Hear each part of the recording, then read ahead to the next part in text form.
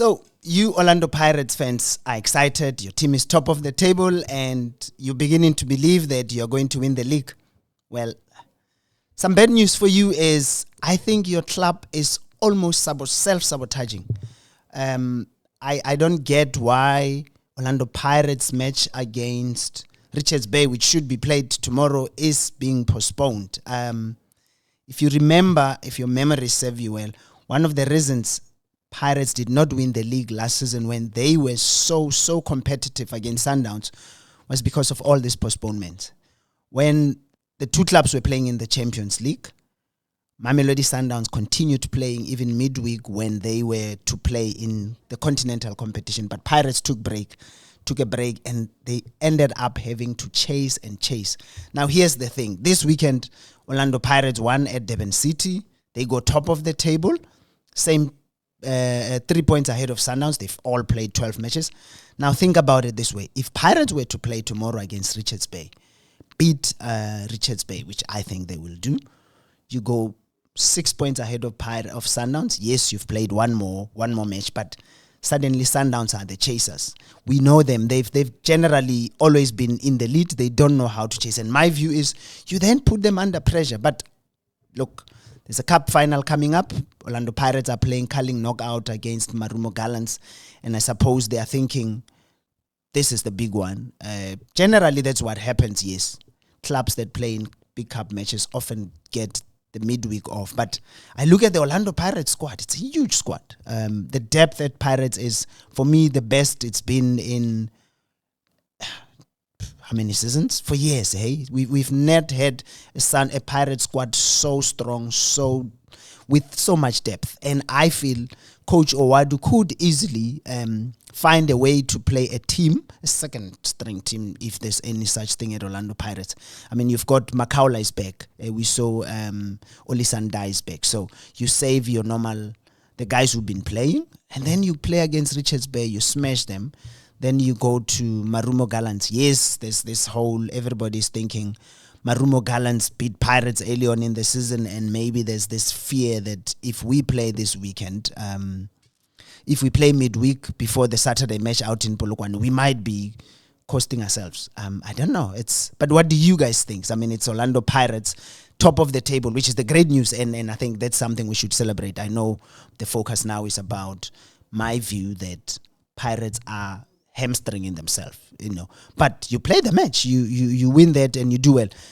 Congratulations, top of the table against a Sundown side that I think will be pressure. That's why I continuously feel if they had played today, if they were to play on Tuesday, you put Sundowns under so much pressure. Sundowns, we saw them this weekend playing against Rulani, and they were very lucky actually in the Champions League on Friday to not lose that match, because for me, I look at that one great chance that MC Alger had to score, that guy who lobbed the ball over Ronwen Williams and over the goals. I think that should have been a goal Sundowns could have lost. And that happens, then in the domestic championship, they then get under pressure. But it's not going to be this way because they are playing against Siwelele on Wednesday. They probably will win that match. And then it's even Stevens. Yes, they would have played one more match, but they then put the pressure on Pirates by going on top of the league with those. If they win, they go top of the league based on goal difference. So I don't know. It's just what I'm thinking. I think when you have an opportunity to play all the matches that you can, you do that. But yeah, this is Inside SA Soccer with me, Brad Jakes. Welcome to it. Just later on, we all excited about Coach Hugo Bruce going to name the squad, but we'll touch on that a little later on. Let's look back at the weekend. I've touched on the Champions League. Big weekend for Mamelodi Sundowns. They go to MC Alger, Rulani Mukwena, the stadium. I mean, the Algerians, it's compact stadiums. The crowd was just on fire. The whole 90 minutes, they're singing, they're dancing.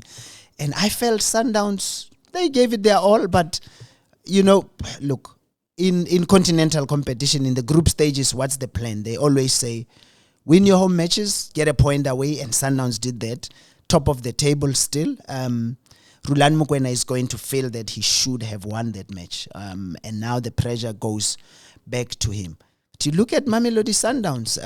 My producer Mdudu Sisibeko feels that with Sundowns playing the way they do, with coach Miguel Cardozo putting players like Aubrey Mudiba on the bench, Themba Mshishizwane did not start the match. He came on very, very late. He didn't even really touch the ball. It's almost like, not necessarily sabotage, but our national team is going to struggle if the coach is not playing the key players. We have Coach Hugo Bruce announcing his squad later today. Is he going to get Themba Zwane in? Because he needed to see Themba playing perhaps 45 minutes, 90 minutes, just to be sure that Mshishi's injury, he's over that injury. But they didn't do that, and it will be fascinating to see what Coach Hugo Bruce does. Does he call him? Does he add him into the squad? We'll see. Aubrey Mudiba, I think he'll definitely go into the squad. He's proven himself as our best left back. And when Sundowns then choose Divine Lunga over him, you start thinking, what's Coach Coach Miguel Cardoso doing? He spoke about their match and sounded very excited, happy. He felt it was a good game. He called it even, but I think it wasn't really that even. As I said, I think MC Alger were the better team. They deserve to win. But in football, you can have the domination, you can have the possession. If you don't put the ball into the net, the result will remain what it was, a goalless draw.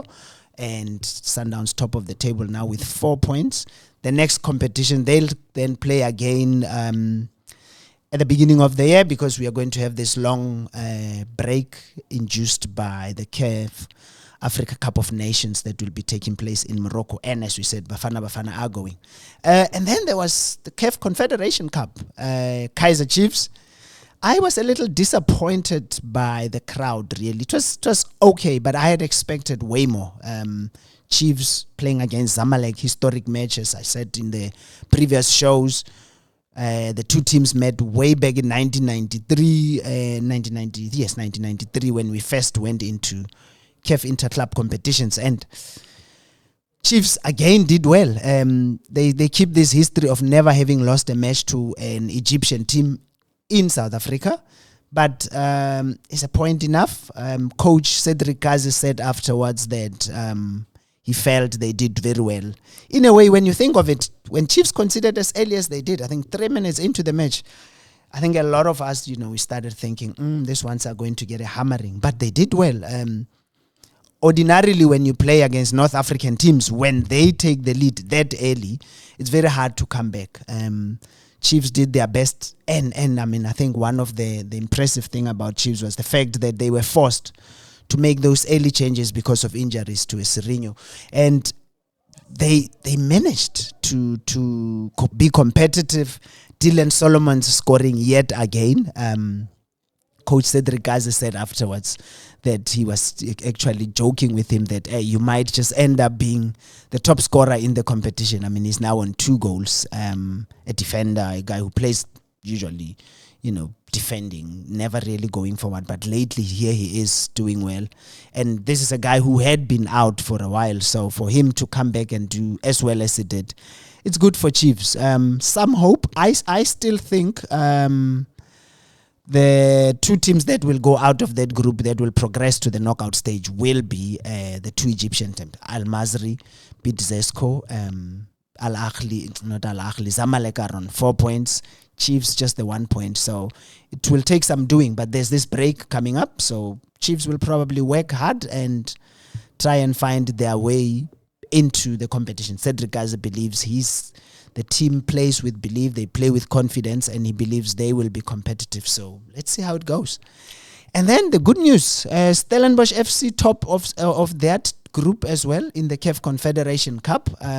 Langeli Klepili scored for them when they played Singrida Black Stars out they were playing, it's a Tanzanian team, but they were playing in Zanzibar. That match also an even match. Singida getting a penalty late on to score the equalizer in the 90th minute. Coach Steve Barker was not pleased. He felt they too should have gotten a penalty, but that was not the case. They then conceded late in the match, a 1-1 draw. But what that does, remember, they beat Otoho in the first match. So they are top of the table with 4 points. But the shock for me in that group was the fact that Sead Ramovic, CR Belouizdad, lost to Otoho. I watched Otoho when they were playing against Stellis here at home in the first match, opening match out at the Peter Mokaba Stadium. And I wasn't really impressed, but I was shocked now that they found a way to smash 4 past Sead Ramovic's CR Belouizdad. So this group is definitely going to be highly, highly competitive. It's anybody's game, but I think with Stellis now top of the table, 4 points, they should be confident. I think the hope for Stellis now is they must have their home matches played in Cape Town, because you'll remember their opening match, they had to travel all the way up to Polokwane because there were just no stadiums available in what's the place in Cape Town. The Danny Craven Stadium was not available, Athlone was not available, and also the main stadium, the DHL Cape Town Stadium, not available. And that's not good. If we want our teams to do well, they have to be playing in front of their home crowd. You saw how MC Alger, as I said, in a stadium that the fans know, some people even have their own seats there. And that's the culture that I feel we are lacking here in South Africa. And for years, we've been calling for clubs to try and have their own stadiums, because that way you have control. But as I said at the beginning, I think the big talking point for me this weekend is the issue of Orlando Pirates going top of the table for the first time in a long time. We've always had Mamelodi Sundowns in domination. But I honestly feel by deciding not to play against Richards Bay, Pirates have taken the ball is in their court, but I think they've pushed it into Sundowns' court, because I believe Sundowns are going to beat Siwelele on Wednesday and then go joint top on points. But because Sundowns have better goal difference, it puts the pressure on Pirates, and you don't want that. You want the pressure to be on your opponent. I mean, there's this whole issue. I know Tito Maswanga might not be playing. They say he's going to miss the cup final because of suspension. And you look at it and say, if they really valued him, if he was that key, you then play this league match, he misses this, and then he's available for your cup final. But my producer Mdu, a huge Pirates fan, is of the view that this is a sign that Tito is no longer that indispensable. Mdu, I don't know if you want to come in here, but as we always say, Orlando Pirates has a huge squad. Rele Mufokeng, man of the match performance. He's shown that he's coming back. He'll definitely, I'm sure, get into Coach Hugo Bruce's team for the AFCON. But your view about Tito, that the fact that he is going to miss the final, and you feel Pirates don't really miss him much? Projects. Number one, you look at the number of players that Orlando Pirates has in that number 10 position. Tito is competing against Rele Mufokeng. He's competing against Sipombule. Is he really needed when you have these two who are on top of their game and who actually play the position better than him? We also have Kabelo Dlamini, who also knows how to play number 10, and he also plays it better than Tito. Tito's had a dip in his form, and he hasn't been playing his best football. He's not the Tito that we used to know, the Tito that was compared to the legend Jomosono. He hasn't been that Tito. So I think Orlando Pirates don't really need him in this one. They're confident that they can still go on and play without him. So they'll let him serve his suspension on the final. That's how much they don't need him anymore. Because if they really needed him, they would have maybe pushed to say, no, let's play midweek so that he serves his suspension and then he can come back. So I personally think they're doing this just because they don't care about him anymore. Yeah, but I mean, as a Pirates fan, what's your take? I mean, my view is they should have played this match to put pressure on Sundowns. As a fan, what do you think? Projects. I think the problem here is that as South Africans, we are always happy with whatever a coach can win, and we don't really care about the league. And to be honest, the league is more important. So if now Coach Owadu goes and wins the Kaleng knockout and finishes number 2, he's going to be compared to Jose Rivero and say that, but he did well. For me, if you fail to bring a league, then you didn't do well. Yeah. All of these domestic cups, yeah, it's nice to win them, but they're not important like the league. Orlando Pirates hasn't won the league in over a decade, and they should be focused more on the league now. And I believe they signed all of these players and built a squad with depth because they want to win the league. But it seems now they are more relaxed. They're thinking, we're on top of the table. We are playing the best football now. This is where Mamelodi Sundowns will then take advantage and show them why they continue to win the league. Yeah, and I mean, Coach Owadu has said it, that let's not be arrogant, let's remain humble, which is cool. But sometimes I wonder if there's consultation with these guys, because I'm sitting here thinking, if I was Coach Owadu, we are on a roll, I would say, let us play on the Tuesday.